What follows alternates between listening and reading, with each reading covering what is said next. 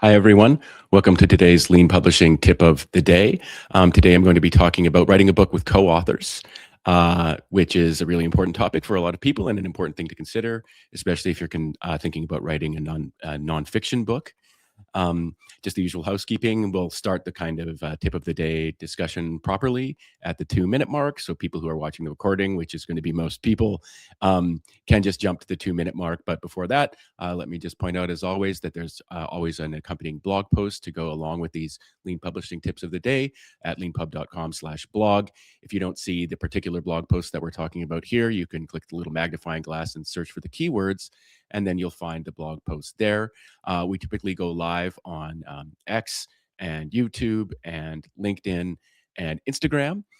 We might go live on other channels in the future, particularly maybe TikTok or something like that. And if you have any requests for any channels for us to appear on, please do that.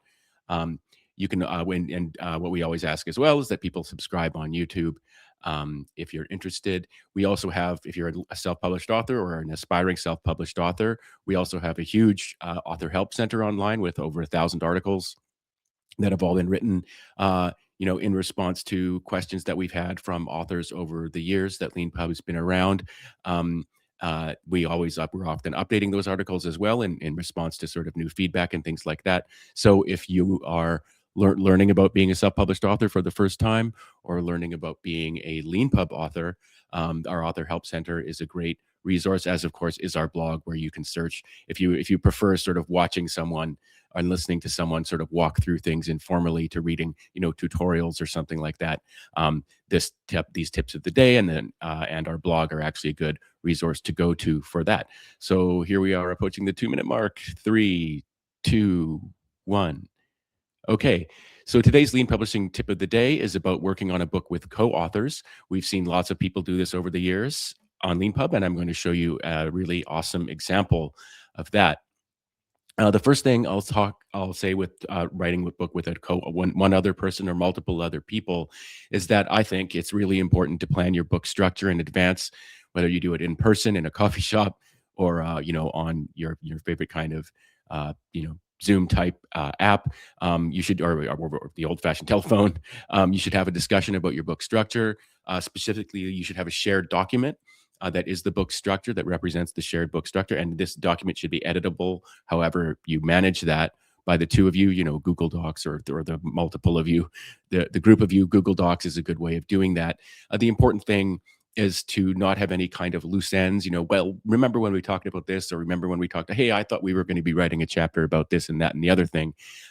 You should have a central document that's shared, that is your planned book structure for the group. Obviously, as I say in the blog post, all plans are subject to change. But a really important part of working on a team with people is sort of committing to a plan, and working within the constraints of what you've agreed to do, unless and until you need to do something else. But people need to know that you're kind of within the constraints that have been agreed upon if you're going off on your own to do something. And since writing is typically most people don't kind of pair or compose chapters in a book or something like that, even if they might pair code or something like that. Usually, at least the writing part is one person at a time, even if you're handing things off to each other.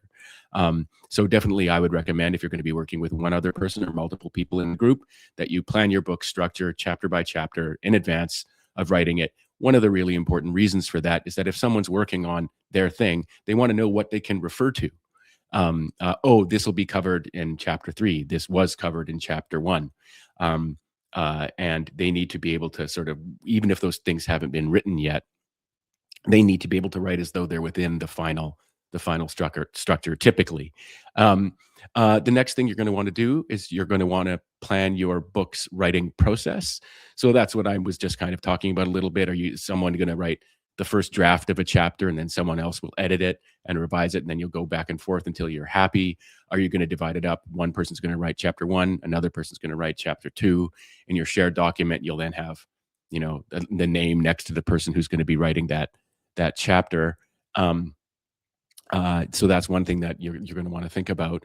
If you're using, you're going to want to think about document versioning. If you're doing, how are you going to be sharing versions of the book? How are you going to know who's worked on what, and who's got, if you've got, for example, a shared document, literally a shared document in like a shared folder, like on Dropbox or something like that. How are you going to do it? If you haven't heard me talk about version control before, one of the best ways to do that when you're working with specific like document files is every time someone opens a file, you add one to the document number at the end. So every document I create basically has document title dash 1.00. If I open it the next time, immediately save as new version 1.01. You might even put your name at the end of it as well to indicate that, so that anybody going through, say, a shared folder on Dropbox can see, oh, ever since I last looked in here, there are 10 new versions. These people have their names on it, things like that. Um, of course, GitHub is a much better way of doing that. If you understand Git and GitHub, that is the best way to sort of deal with versions of documents that's been ever been invented. So if you want to get a little bit technical, I mean, if you're going to be working together on a book, I highly recommend doing that, especially if you're working on a book that's a programming book or a technical book or something like that, where people are actually going to be building working examples like code samples and stuff like that. It would be very, very important to be using GitHub or Git in some manner or other. The next thing you're going to want to talk about is planning your book marketing. A lot of people think book marketing comes at the end. Obviously, with LeanPub, if you're publishing your book chapter by chapter, additively or serially, where you publish your book when you've written just one chapter, publish a new version when you've written the second chapter, when you've finished your second chapter. So everyone who bought the book gets the new chapter for free, and everyone who buys the book at that point gets the 2 chapters, etc. Book marketing starts from the moment you decide, we're going ahead and we're writing this book. Even if you don't have a title yet, even if you don't have a structure yet, you and your co-authors can go online or wherever you are, tell your friends and family, I'm writing a book with so-and-so. It's going to be about this. It's going to be about that. You can just mention it, kind of not, you don't want to bore people, but mention it on LinkedIn. If you're on LinkedIn, mention it on any social media platform that you're on. Talk about it as you write it. Really great way to kind of build word of mouth over time. On LeanPub, of course, if you've created a book and it's got an unpublished book page, people can actually sign up to be notified when you do publish it for the first time, and they can even give you feedback about how much they'd be willing to pay for the book, which is really cool. One of the great benefits of having multiple authors is you've immediately got multiple networks of people and multiple channels on social media and elsewhere to promote your book on. So you're going to want to keep that in mind. And when I'm talking about the network, if you've got multiple authors, each of you has your own network of colleagues and peers and friends, maybe influencers that and stuff like that. So what you're going to want to do is use that group nature of what you're doing to your advantage, to call upon people to write testimonials or blurbs and things like that. Another thing you're going to want to probably do, and I'll show you an example of this, I think, in a moment, is maybe have a launch party, for example. You can do this on YouTube with a live stream or Twitch or wherever you are. Having launch party, release party is a really good idea.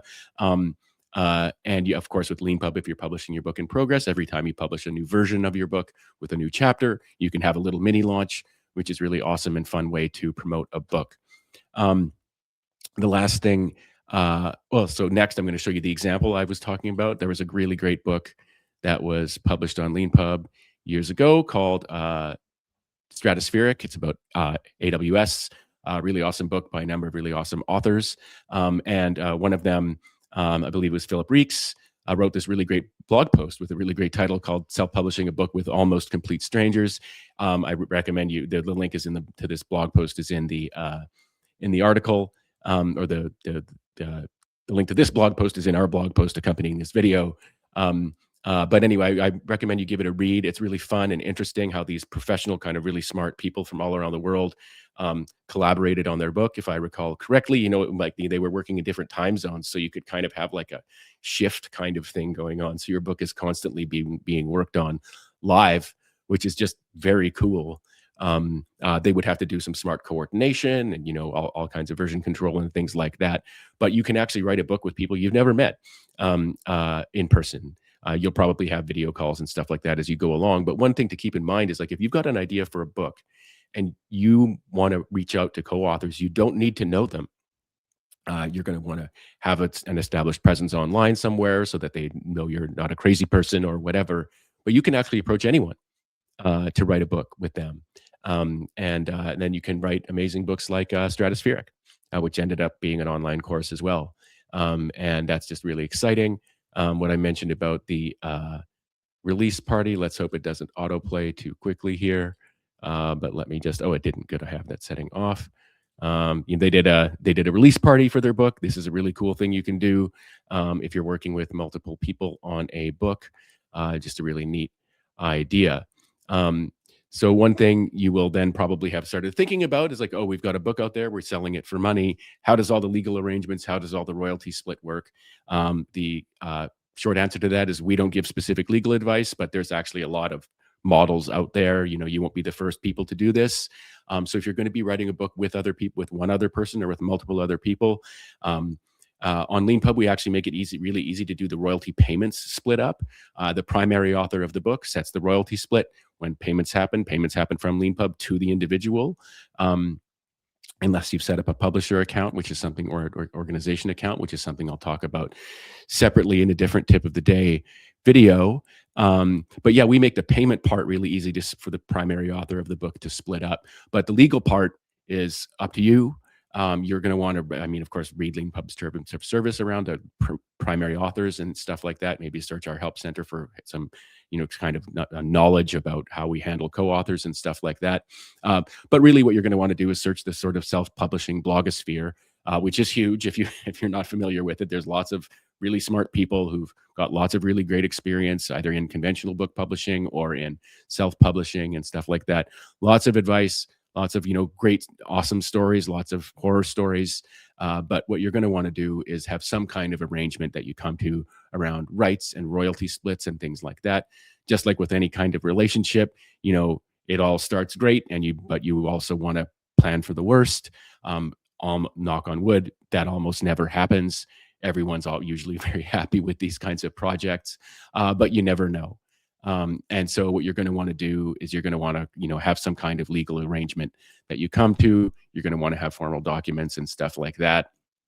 I'm sure there's lots of things online. If you know of any kind of templates or anything like that, you can reach out to me on social media, sharing those templates, and maybe we'll share them in a help center article or something like that.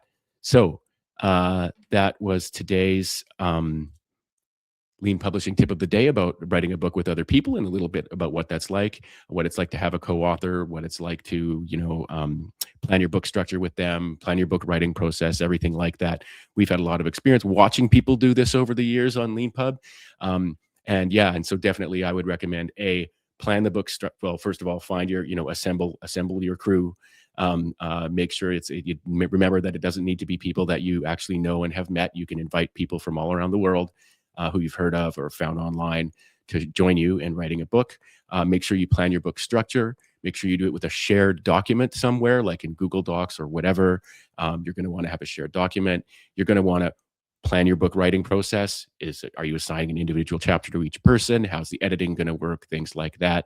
You're going to want to plan your book marketing. This will happen organically, but you start from the moment you agree to write a book together. Start talking to everybody you can about it without tiring them or boring or spamming them.